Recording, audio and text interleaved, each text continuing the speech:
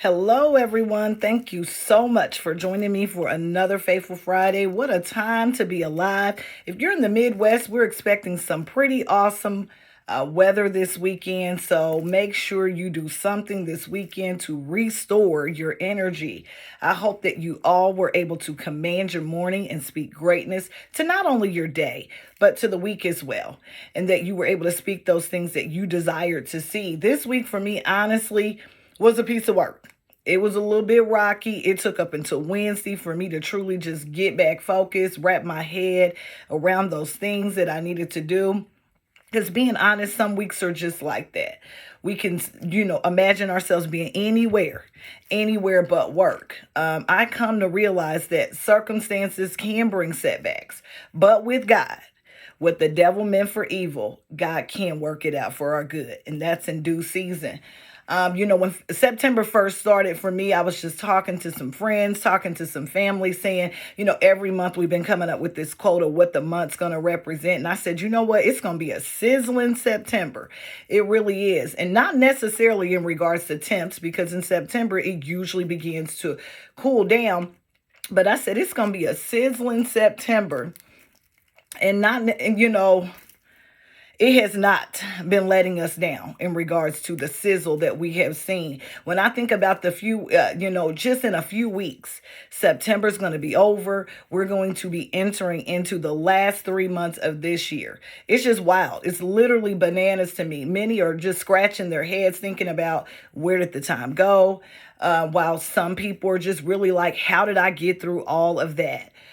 This was a year to, literally change. This was literally a year to take charge, and by choice, whether you wanted to or not, and I shouldn't even said it that way, this was a year to take charge, and it was not by choice. You didn't have a choice. You had to do some things that you didn't want to do, but you knew that it was making you better. It was growing you for where you were going. You had to take control of your mental state. You had to take control of your money matters. You had to take control of your household. You had to take control of your peace, your destiny, your boundaries, and so much more. We literally had to be in a place of taking control. This year proved that, if you continue to do nothing, then you're going to be stuck right where you are. And so you got to get up. You got to do something. You got to stop talking about it. You got to just do it. This year, we also had to toss out the opinions of other people. We really did. And that was the just do it moment. I don't care how anybody feels about it. I'm going to do it. I don't care if it didn't work for you. I'm going to do it. We had to toss out those opinions of others and just go for it. We had to find a way. We had to find the resources. We had to open up and seek connections outside of our normal circle. Because your normal circle may tell you the things that you want to hear. But, you need some people that are not going to be afraid to address you and tell you the things that you need to hear. Those things that are going to make you better. This year required us to be confident. It required us to be bold. It required us to be strong, faithful. That's what Faithful Fridays is all about. Just reminding yourself that God is faithful to you. So you've got to be faithful in those things that he wants you to get done. And you have to be resilient. A lot of us were up against some brick walls, not knowing what we were going to do next. And so we had to pray our way through those circumstances. Remember, you cannot be your authentic self until you stop letting the fear of disappointment stop from controlling you. You have to get rid of that, because you're going to fail at some things. Failing is where you learn. The best advice that I heard this week, and it just literally, and I'll go back.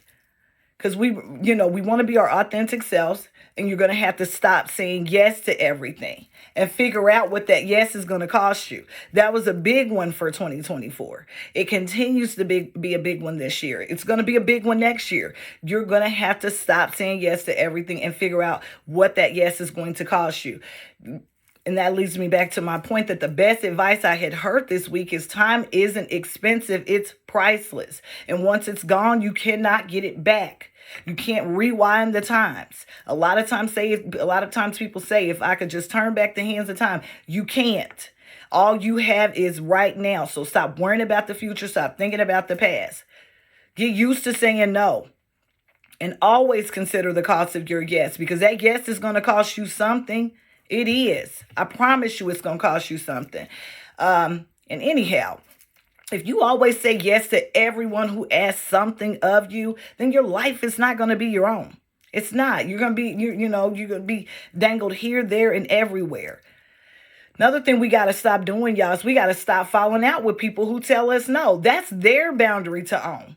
And you don't know what the cost of telling you yes is for them. So stop falling out with people because they don't agree with everything you want them to agree with. They don't say yes to everything you need them to be at, or they're not in every moment that you desire them to be. Stop. We're losing so many good people in our life because people don't tell us yes all the time. Who wants a bunch of yes men around them? You want some people that are going to stand up to you sometime and tell you, no, I can't do it. When people truly love and care for you, they will not become angry if you tell them you're unable to do what they ask you to do. True relationships allow you to follow your heart and God's guidance. So if you say that you need to pray about something that they need you to do before you do it, just let them do that. That's their boundary. One of the major ways that God speaks to us and guides us is by the presence or absence of peace. It really is. When peace is present, it's usually a yes from God. However, when peace is absent, it's often considered a no. Not now, not yet. So rest in that. That's why no matter what you're facing or going through, I know for me, prayer is so important because it keeps me grounded. It really does. There's a lot of things from the small to the big. I have to pray about it before I say yes. That's why every time I feel like I don't have enough time to pray, I consider the fact that, do I have a piece of time to spend in prayer to see certain things come to life in my life? Am I willing to do today what is necessary for those things that are connected to me to have a better tomorrow? Absolutely. It's worth the sacrifice. And then every time I'm tempted to get discouraged, off track, or desire to just even want to throw myself a pity party, I am reminded of the scripture, Jeremiah 29:11, for it says, "For I know the plans I have for you, declares the Lord, plans to prosper you and not to harm you, plans to give you hope in a future." This is a beautiful promise showing that God is in control and that he loves his children. Yes, he loves you. He loves me. He loves us. And so he doesn't want us a lot of times going ahead of time. He doesn't want us wasting time. He wants us to be right on time and preparing ourselves for that next opportunity. The bottom line is, why worry? Because God's got you. He's got you. You can rest in that. Again, y'all, it was a good week once I got myself back focused and looking ahead. And I mean, really looking ahead. I realized that everything behind me, it's behind me for a reason. And I can rest in that. It's the disconnect for most. Do something this weekend that your future self will thank you for, even if that's just getting some rest or going to hang with some loved ones or just doing some things that you said that you were going to do. Do that. If you're looking for the guys, we will be at the Garfield Park Farmers Market tomorrow, 9 a.m. to 12:30 p.m. And we've got a private event after that. But come see us. I'm going to post a reel of what Mr. Guy did with the chicken on the stick with the veggies. And it was so amazing. Oh, so amazing. So head on over to Guy's Cooking Creation. You can check it out there. And pretty much every sauce that he has pairs well with chicken on the stick. But until next time, make sure that if you're out, that you're letting your light shine. I don't care how anybody feels about it. Maybe somebody needs a hug. Maybe somebody needs an encouraging word. Let your light shine. Why? Because your transparency is leading to so many others being transformed. This has been your girl 7. And until next time, I will see you soon.